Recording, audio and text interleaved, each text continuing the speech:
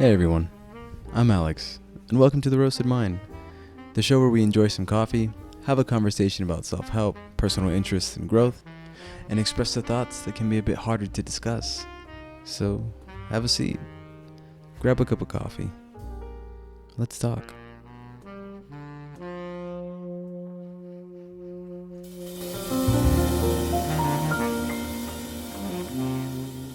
Good morning, everybody. Welcome for another Saturday of our coffee talk. Thank you for sitting across from me, listening, and really just indulging in these conversations. Today, I kind of want to hit a little closer to home with a drip coffee. These are coffees that they're really the first form of coffee that you think about, right? When somebody says, let's go grab a coffee, or when somebody says, hey, do you want some coffee? You don't really think, okay, well, maybe they're going to make me a latte, or it's going to be an espresso, or some kind of V60 method, right?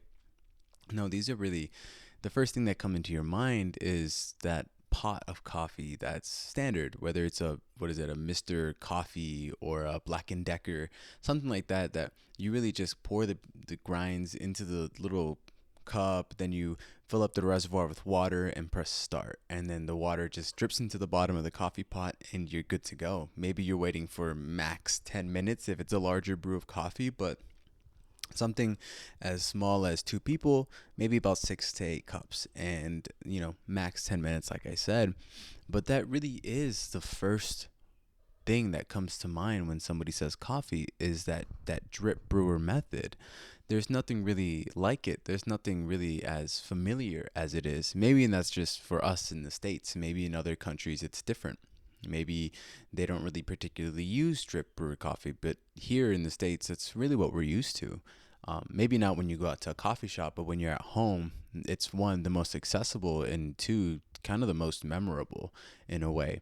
And I know I had said earlier that black coffee was the most sociable, but when you're sitting down at home with a cup of coffee after dinner, or maybe it's for breakfast with the person you live with the person you love, or maybe it's with your closest friends, it's drip coffee. And when you're talking over that cup of coffee, that's really what it is.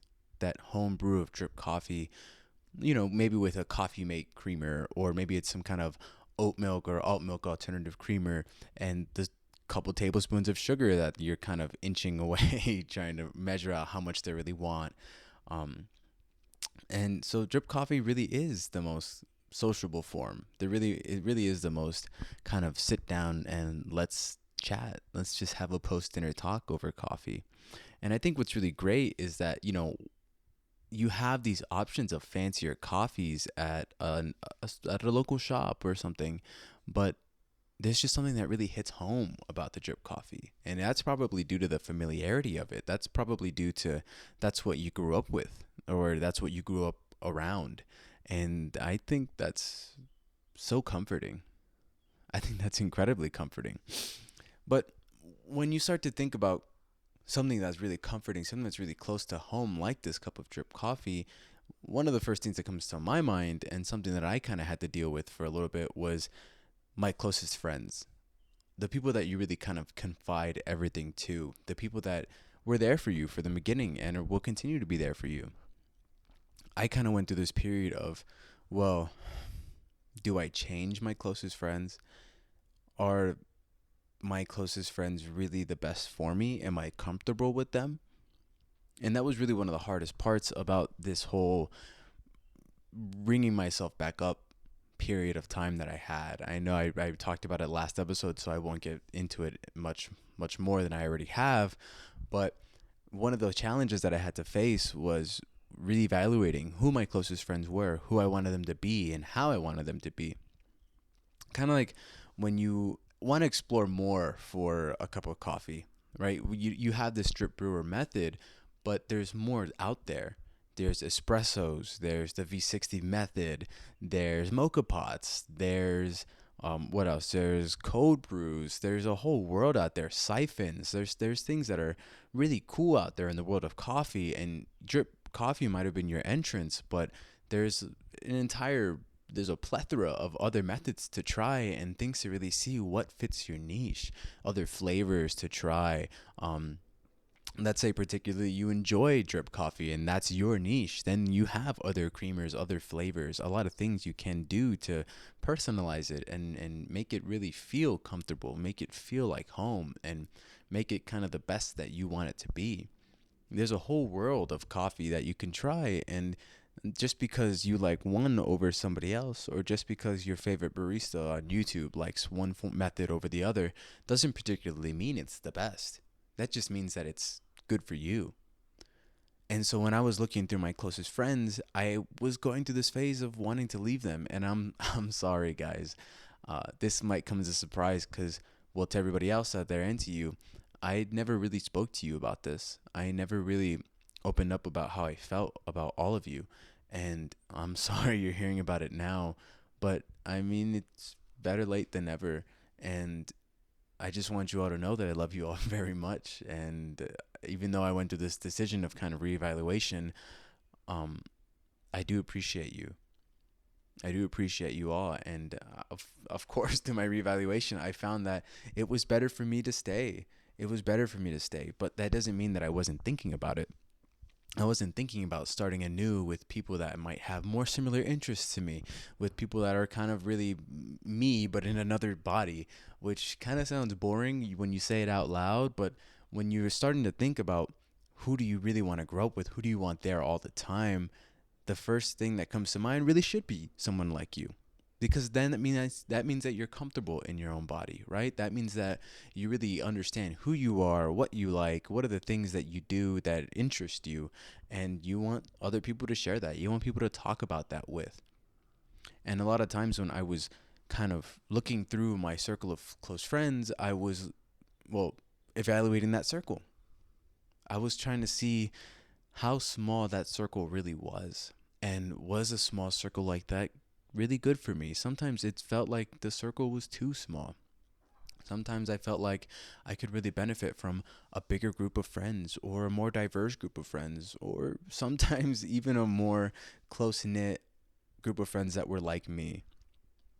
But you see how hard it is to kind of really reevaluate, to sit down and think about the things that who you want around you and the people that you really care for.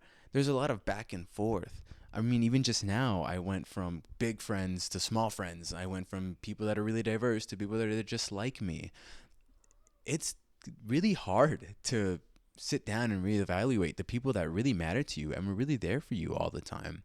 It's really hard to kind of figure out what makes you comfortable and what will get you from your day to day through those hard times, those people that you can really sit down and have a cup of coffee with and talk with. Reevaluating isn't easy. And that was one of my biggest struggles. And I would constantly just kind of sit up at night or, after a night out and just think, well, that was a lot of fun, but what could it have been?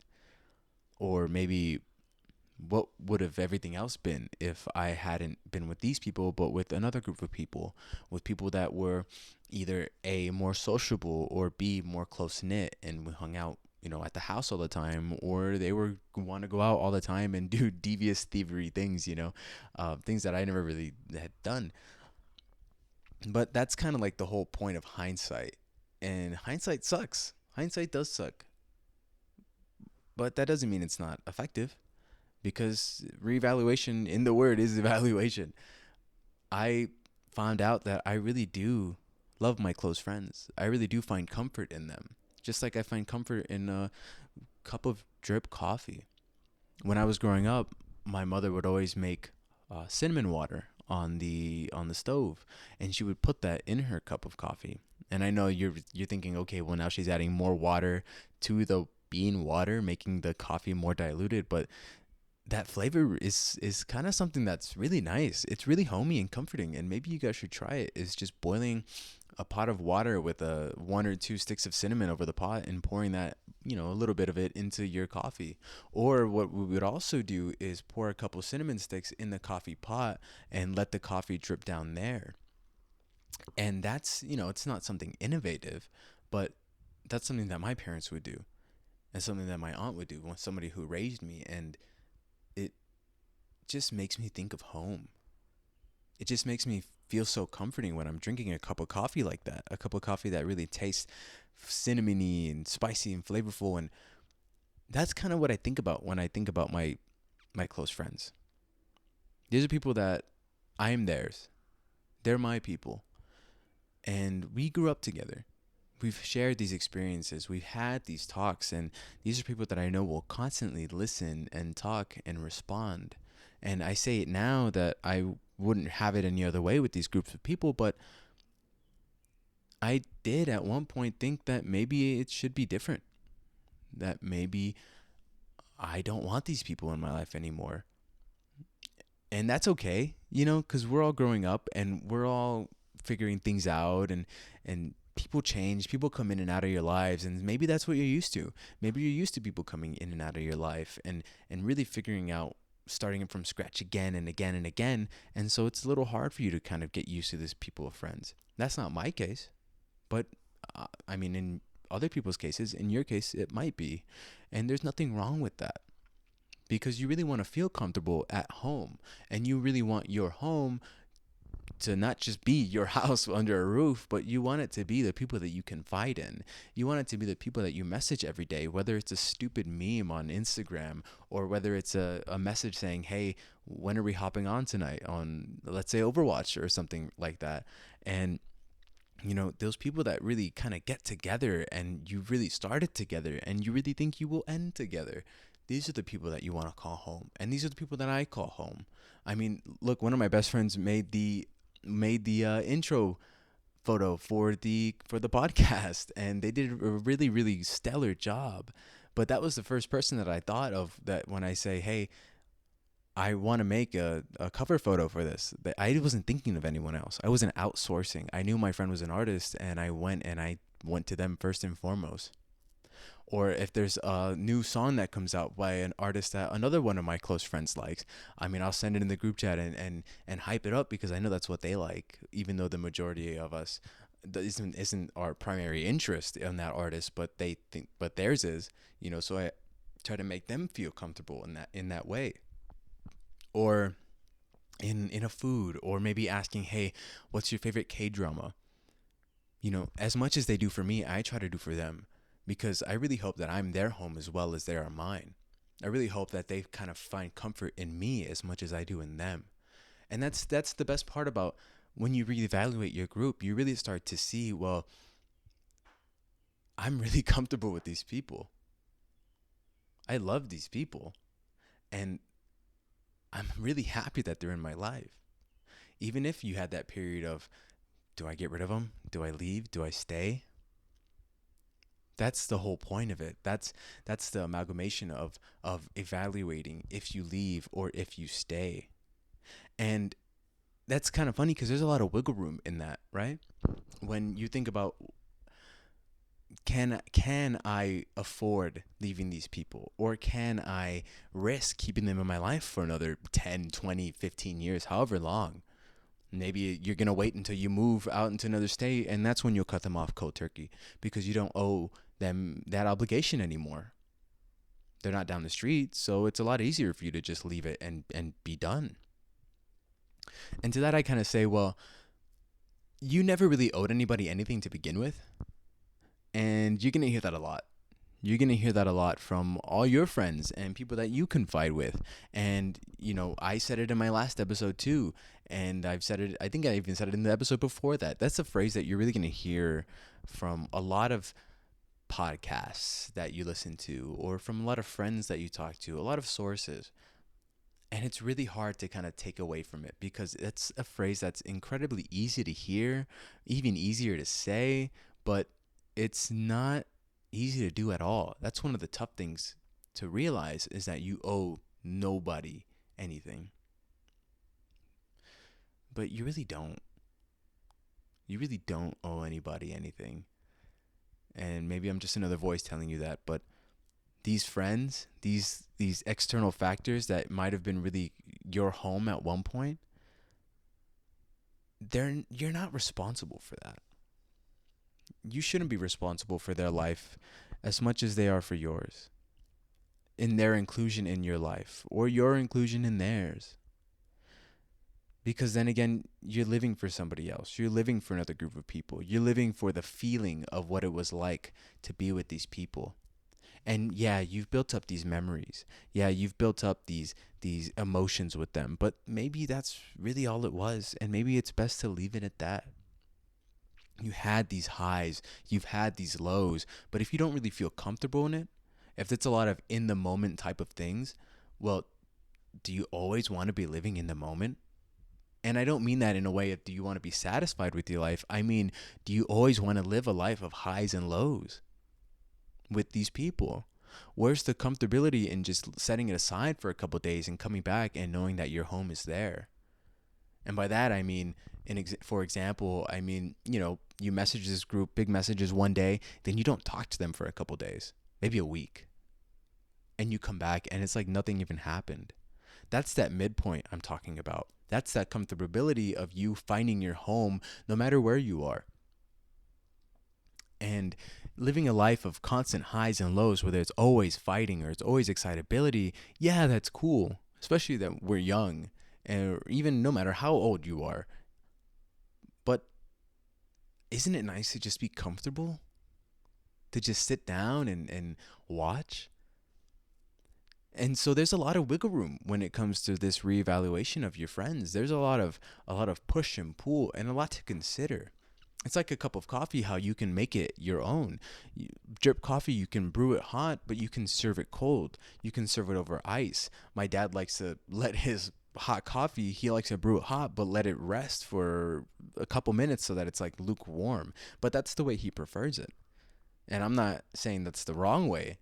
I'm just saying that's the way he prefers it. Or you can make it into a latte. Or you can even cook them in certain dishes. You can bake them into, like, let's say, a tiramisu. Or even you can brew them with cinnamon water, like I said. You can either pour the cinnamon water from the pot or you can put it into the reservoir and let it brew like that. Maybe add more cinnamon into the container, into the pot to make it more cinnamony, more silky, more smooth. There's a lot of wiggle room in what you can do with a cup of drip coffee because it's the most basic form of coffee and it's really the most homey form of coffee that you should be able to drink. This is the cup of coffee that you can really do anything with because that's your cup. You're not limited to time. You're not limited to resources. You don't need a big espresso machine to make a drip brew coffee. You don't need a V60. You don't need a Chemex to make one. You don't need a mocha pot. I mean, you don't need a siphon, even though these siphons are pretty cool. You don't need any of that.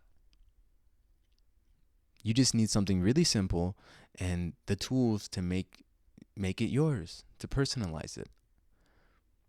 And that's where these friends kind of come in. That's where you start to really personalize your life and start to see, well, I want this person out or I want this person in. And you have that room, right? Because like I said, memories are just memories. These obligations that you think you have for your friends, that's kind of all in your head. And I don't mean that in a derogatory term. I just kind of mean, yeah, you feel obligated, and that's fine. You feel like, oh, I've been together with them for so long, so now I have to stick it out. But you can apply that to anything. I've stuck with this shirt for so long, and now I need to keep wearing it, even though it's got holes or stains. Or let's say I've kind of stuck with this piece of furniture forever, and because it was my grandmother's, and they passed it down, and they passed it down, so now it's mine. And maybe it's bad to compare friends to furniture to shirts, but when it comes to that concept of letting go, when it comes to that concept of really seeing what benefits you, I think it's kind of best to really just say, well, this benefits me, and that's it. This is the best thing for me, and that's it. The more and more thought you put into it, the harder it's going to be. But I'm not saying more thought is bad. I'm just saying the more and more it seems like you're thinking about keeping these people, keeping these things in your life, the more you're trying to convince yourself that it's worth it. The more you're trying to convince yourself that maybe it's best for you to keep them in your life. But there's nothing wrong with dropping people. There's nothing wrong with letting them go. Even if they are your closest friends, there's nothing wrong with reevaluating them. Maybe it's like keeping your small circle big. Big circles are good for diversity. Small circles are good for comfort. Maybe you don't want any of those. Maybe you just want one person. Or maybe you don't want anybody. Whether it's for a while, whether it's forever, there's nothing wrong with any of it. You're your own person and you should feel comfortable in your own life. You should feel relaxed and at peace. And you should still experience those highs and lows. But the people who make those highs and lows high and low shouldn't really dictate your life. Shouldn't really be the deciding factors of, well, I'm comfortable with where I'm at. Whether I'm satisfied with where I'm at. And to my closest friends, I say, well, I'm sorry. I'm sorry I reevaluated you without you knowing. I'm sorry I kind of sat down and had to have this thought. And maybe I'm not alone. Maybe this is something that you guys have had too. But I just want you all to know that I really do appreciate you. And that the memories that we've shared aren't the end. You know, I really hope that we do have a lot more memories. And it's not really so much hope. I know we will have a lot more memories because you guys are my home. And as much as you are my home, I hope I'm yours. So thank you again, everybody, for watching this episode of the podcast. I just want to let you know, for the next 2 weeks, there will not be an episode because I will be in Japan. I was really thinking about pre-recording episodes, so we'll see. If you see an episode next week, then it will be pre-recorded. But if not, I don't want to rush genuality or being genuine. I don't know if genuality is a word. I don't want to rush being genuine just for the fact of pumping an episode out. So, of course, I will post plenty of pictures, eat plenty of food, and drink plenty of coffee over there. And I really appreciate you listening again. Thank you so much, okay? See ya.